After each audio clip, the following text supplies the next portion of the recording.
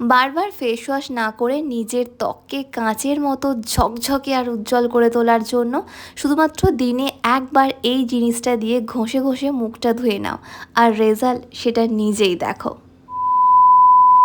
বন্ধুরা, welcome back to my channel. আমি সুপর্ণা, তোমরা দেখছো বিউটি হাইলাইটিং। কেমন আছো তোমরা সবাই? আশা করছি প্রত্যেকে ভীষণ ভীষণ ভালো আছো, আর আমিও খুব ভালো আছি। আজ আমি তোমাদের সাথে একটা গ্লাস স্কিনের সিক্রেট রেমেডি শেয়ার করব। আমি জানি এখনকার দিনে কম বেশি আমার সমস্ত টিনেজার ফ্রেন্ডরা চাইছো নিজেদের স্কিনকে ট্রান্সফরমেশন করে গ্লাস স্কিনে পরিণত করতে, কি তাই তো? কারণ দেখো, কোরিয়ানদের যে সমস্ত প্রোডাক্ট মার্কেটে এখন অ্যাভেলেবেল আছে সেগুলো খুবই এক্সপেন্সিভ হয়। সবসময় সেগুলো পারচেস করা আমাদের পক্ষে সম্ভব হয় না, কিন্তু হ্যাঁ, আমরা সকলেই চাই একটা youthful, younger looking, healthy, glowing skin পেতে, ঠিক যেমন কোরিয়ানদের আছে। তাই বলবো, ঘরে থাকা কিছু ন্যাচারাল ইনগ্রিডিয়েন্টস ব্যবহার করে তুমি কিন্তু সেম কোরিয়ানদের মতো তোমার স্কিনকে ট্রান্সফরমেশন করে গ্লাস স্কিনে পরিণত করতে পারবে।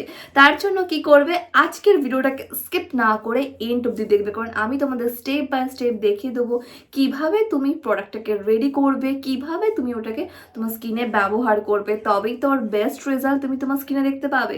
তার জন্য অবশ্যই একটা লাইক করো, শেয়ার করো, ফার্স্ট টাইম দেখলে চ্যানেলটাকে সাবস্ক্রাইব করতে একদম ভুলো না। So let's get started. যতই আমরা ফেস ওয়াশ করি না কেন, তাও দেখবে দিনের শেষে আমাদের স্কিনটা খুবই ডাল আর আনইভেন লাগে। মুখের মধ্যে তেমন কোনো গ্লো থাকে না, কোনো ফর্সা ভাব থাকে না।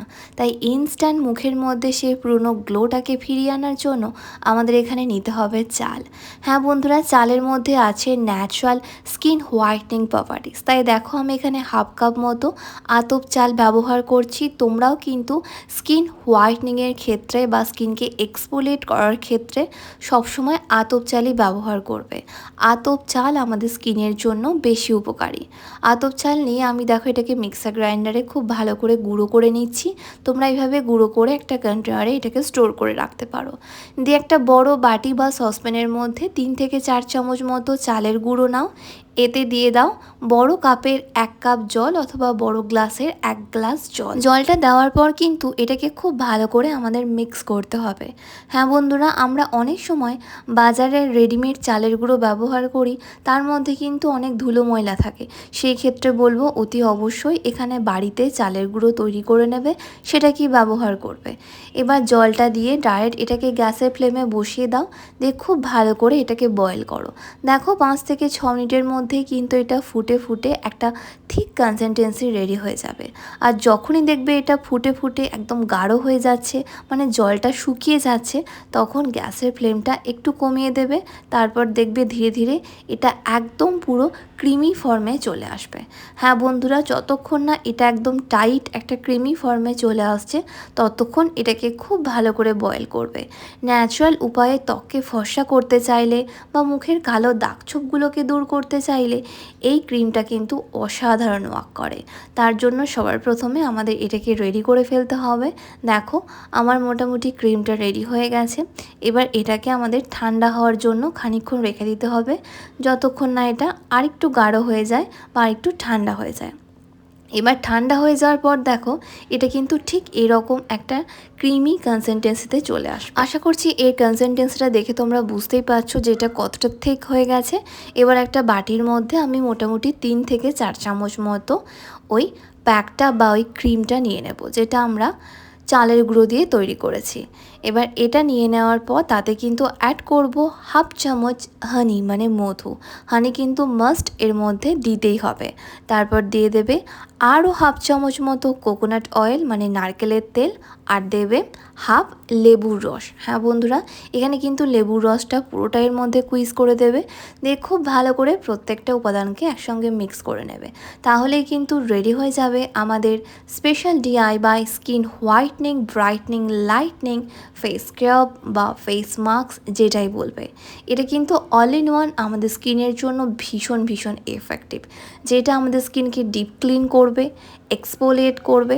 তার ফলে ধুলো, ময়লা, ইমপিউরিটিস দেখবে স্কিন থেকে খুব সহজে বেরিয়ে গেছে। আর এমনিতেই আমাদের স্কিন অনেক বেশি গ্লো করবে যদি আমরা এটা রেগুলার বেসিসে আমাদের স্কিনে ব্যবহার করতে পারি। তোমরা চাইলে এটাকে অনেকটা তৈরি করে ফ্রিজে যে কোনো একটা কন্টেনারের মধ্যে স্টোর করে রাখতে পারো। এভরিডে এটাকে তোমাকে ব্যবহার করতে হবে। রাতে ঘুমোতে যাওয়ার আগে খুব ভালো করে ফেসটাকে ক্লিন করে নেবে, তারপর ক্লিন ফেসে এটাকে মোটা লেয়ারে লাগিয়ে রাখবে মিনিমাম 5 থেকে 6 মিনিটের জন্য। আমি এখানে চালের গুঁড়ো ছাড়াও কিন্তু দিয়েছি মধু আর কোকোনাট অয়েল, যেটা আমাদের স্কিনের ড্রাইনেসকে কন্ট্রোল করবে, রিঙ্কেল ফাইন্যান্সের মতো প্রবলেমকে দূর করবে।